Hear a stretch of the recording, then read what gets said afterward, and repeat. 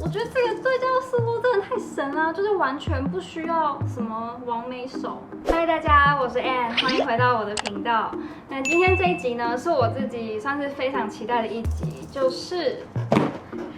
我要来开箱我的新相机。其实呢，今天算是它上市，就正式上市的第一天。那因为我是预购的，所以呢，就是可以在上市的第一天，就是会确定可以拿到这样子。那我们现在就来开箱吧。其实包裹还蛮轻的，猜是因为机身也就是蛮轻的关系。但是讲到包裹，就是不得不吐槽一下，就是美国这边的这个包裹，因为他们真的是很长，就会送到之后就丢在那边，就也不会按个门铃什么的。我之前其实就有就是包裹丢失或是算是被偷吧的经验，所以我后来就是都会设定就是 email 或简讯通知，然后包裹一到我就马上冲出去拿。它里面呢就是有用这种空心的还蛮常见的包材去保护相机本人。我这次买的就是这一台 Sony 的 ZV-1。在开箱的同时呢，顺便说一下，就是我是怎么注意到这台相机好了。其实我自己就是没有说这么的紧密的在追踪一些相机啊相关的这种新闻，但是因为我身边还蛮多朋友就是对摄影很有兴趣，然后就是非常感谢大家在他的发布会的第一时间就把这个资讯跟我讲，然后就是让我去就是爬文啊，然后做了很多功课这样子。里面呢，一开始打开是一个说明书，我不太是会就是认真的去看说明书的人，通常都是有需要才会回来翻，而且现在网络上查什么东西都很快，所以好，没什么重点。那这边有一个隔层，把隔层打开来之后呢，就是一个非常阳春的一个包装。这边这个保护套里面应该就是相机，然后这个是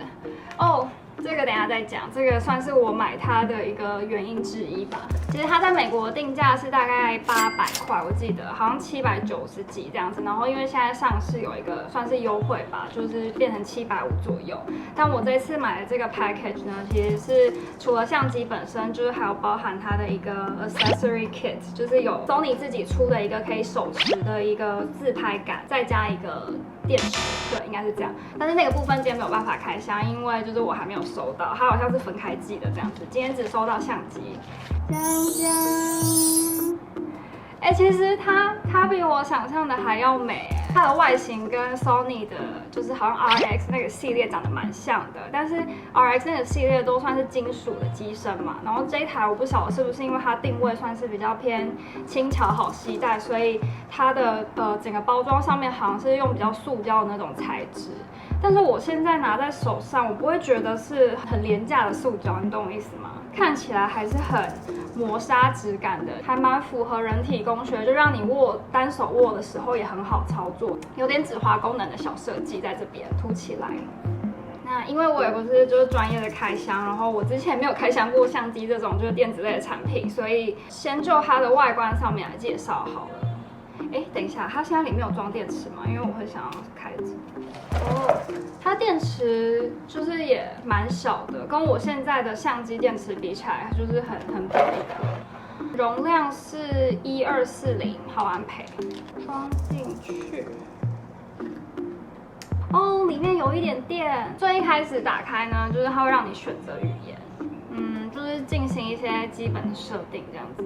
Sony 他们家的相片传输呢，都是通过这个 app， 就应该可以直接传输到你的手机上面去。因为其实现在很多人都有这样的需求嘛，就是你随拍什么东西，然后就马上想要上传到社群分享之类的。我自己可能是没有这个需求啊，但是有这个功能也是很方便。对，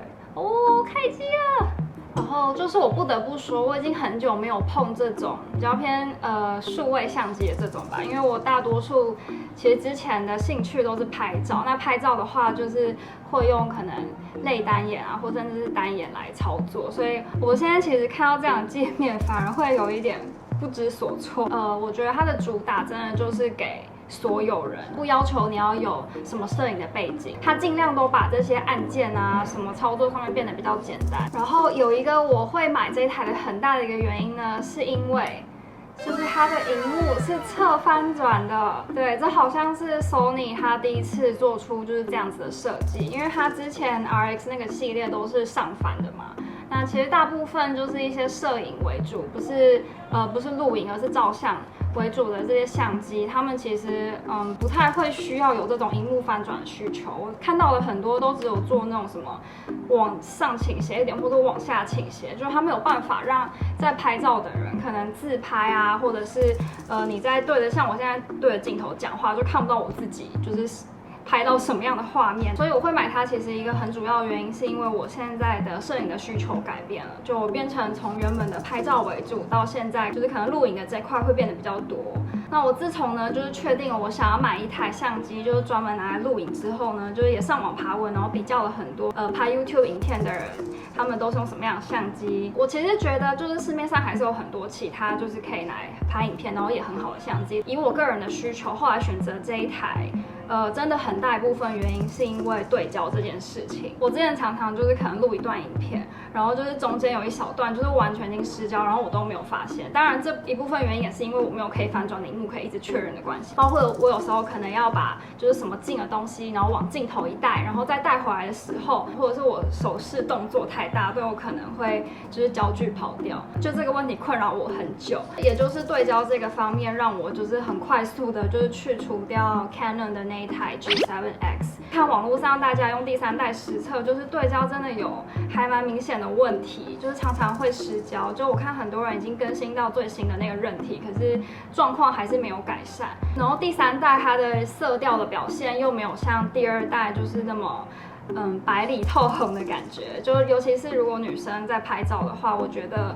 对于人像的成色就是还蛮重要的。因为对第三代就是觉得很失望，我后来又回去看它的第二代。但是第二代呢，就是有一个非常可惜的缺点，就是它上面没有这个热靴的部分，就是可以让你外接一些麦克风啊或什么的。虽然我现在也没有到很专业，就是外接麦克风什么，但是我自己也会觉得，如果有那样子扩充的需求的话，会比较好。然后 Sony 的这一款，它的设计就是因为它的荧幕是侧翻的嘛，所以等于说你上面的东西不会去挡到你这个荧幕。为什么会对英姐这块蛮在意的呢？就是因为我之前有一集好像是拍去海边吧，还蛮多人都在那边晒太阳。其实有时候走在路上也是，就是明明风也只有一点点，可能那个风切声就是很大，然后可能就导致我整段影片都不能用这样子。既然现在讲到麦克风，就来拿出我刚刚说那个，就是它。对，我现在放在袋子里面，可能你也看不出什么东西，拿出来可能也不知道什么东西。反正它就是一坨毛毛的，我不知道它的专业术语是什么，反正可以接在你的麦克风上面，然后可以去抵消掉那个风切声。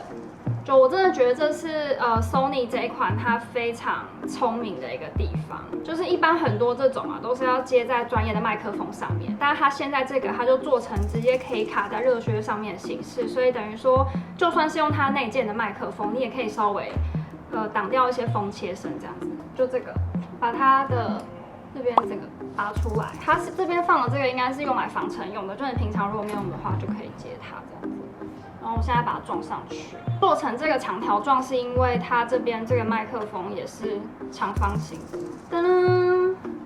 我觉得超级可爱的，以外形上来说也 OK。里面用的这个内建的麦克风也不是那种全向性，而是专业术语好像叫心形指向吧，稍微过滤掉就是可能靠背后跟侧面的杂音，然后 focus 在比较前面的位置，所以会让你的人声更加强。这台相机官方提供的数据呢是300克左右，真的是轻非常非常多。如果我是用原本这台相机拍，我真的是如果要让我这样子拿着，就是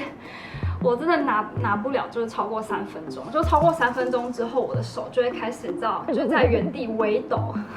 后置那个画面会超级明显。拿他们两个拿来做重量比较没什么意义，所以我现在想要拿我的手机，然后来看看就是两个重量的感觉。哦，我的手机是 iPhone X， 应该算是 iPhone 系列里面算很重的相机。然后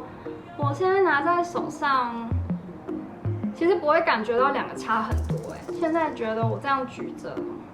好像也还可以，就没有特别觉得很有负担，会很像你在用手机拍照的感觉。最后一个原因呢，大概就是我可能想要拍一些片段是，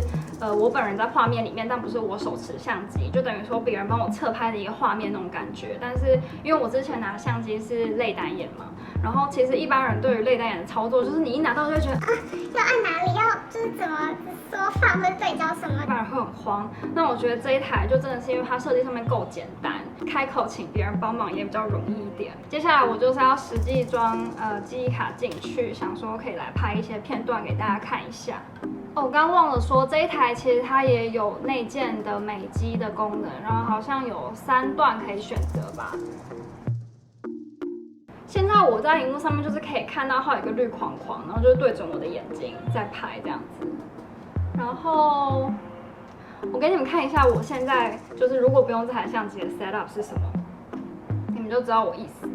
我现在如果要用这一台大台的，因为它没有可以翻转的，我完全就是外观上看不出来到底有没有在录影。那我就是必须得要依靠着我的这个，就是连到手机上的这个预览的画面，不然我什么都看不到。它根本看不出来我有没有对到焦，对，就是非常困扰我的一个点。我现在全部都用预设的值，它里面预设好像一开始就是拍 HD 的画质，然后60 frame per second 的设定。美肌预设是开 medium， 然后现在是有 auto focus， 对。防手震的部分现在有开启，但我不知道它，因为它防手震有2个段，就是一个是积极防手震，一个是一般防手震。积极的话，你画面好像就会被裁的非常非常多。那我现在就是看起来还可以耶。我刚刚有提到就是音源的部分嘛，像 Sony 的 RX100， 其实我觉得它的音源表现都没有这一台好，但我不确定这台表现跟我现在这个相机的表现是谁会比较好。对，我要小心，就是不要遮到那个麦克风的口。不知道听起来效果怎么样？测试1、2、3，测试1、2、3。好，还想要测一个东西，就是基本的防手震功能。就我现在要模拟一下我真的在走路的感觉。对，有吗？有对，就是有觉得很晃吗？现在这个是背景清晰。然后我现在按下去，背景虚化。哦，我现在看到它就是那个镜头光圈里面就是有变化，所以可能有一点虚化了吧。再来就是我有点想要展示一下静物的功能。我现在手边可能就是只有一个滑鼠而已，所以因为它现在是对焦在我的脸上嘛，那我现在如果把滑鼠突然拿近，我就虚了，然后。我觉得这个对焦速度真的太神啦，就是完全不需要什么完美手，就即使是这样，我没有真的很拿非常近，他也知道我现在要讲的是这个物体。对，因为我就是开了这个模式，就是叫商品展示模式。那如果要说这一台的缺点的话呢，蛮多人是在讨论它的焦段的问题，就是等于说它还是不够广角，所以如果你自拍的话，你本人还是非常大。但是因为其实我现在用的相机也不是特别广角，当然广角如果越广的话是越好嘛，但是我自己对于这个方面是觉得还 OK。我比较在意的反而是 Sony 的色调，因为像我自己本身比较喜欢的色调就是那种偏冷色系，饱和度不要那么高。就如果你有在修一些图片什么，你就会懂我的意思，因为那样可以让人像看起来比较不会那么黄，或者是颜色太饱和。以我自己拿 Sony 其他台拍照的经验来说，我觉得它是对于可能风景照那种或者是食物，你需要一个比较饱和的呈现的时候会比较好。人像部分，我觉得会比较担心，可能没有像 Canon 表现的会这么自然，或者是像我现在用的这台相机，它是富士的，然后富士就是我觉得它拍人像完全就是没有人可以就是胜过它，对，就真的非常的好看。那这一方面呢，就是算是我自己觉得它最大的一个，对我来讲是缺点吧。但是就综合以上来说，不管是音源的部分，或者是说我非常在意的追焦对焦的问题，我觉得色调算是相对后置上面比较容易改进的一个部分，所以我后来还是就选择了它。对，那今天虽然呢是一个开箱影片，但并不是非常专业的开箱，我会把一些人的专业开箱呢，就是放在底下的资讯栏给大家参考。那今天这个影片呢，主要是我自己就是分析了我的需求，然后跟大家讲一下为什么我最后的选择是它，而不是其他市面上可能也是非常摄影友善的相机。好的。以上呢就是谢谢大家，就是今天观赏完我的影片。那记得就是如果你还没有订阅的话，可以在底下按个订阅。然后我们很快就下次再见喽，拜拜。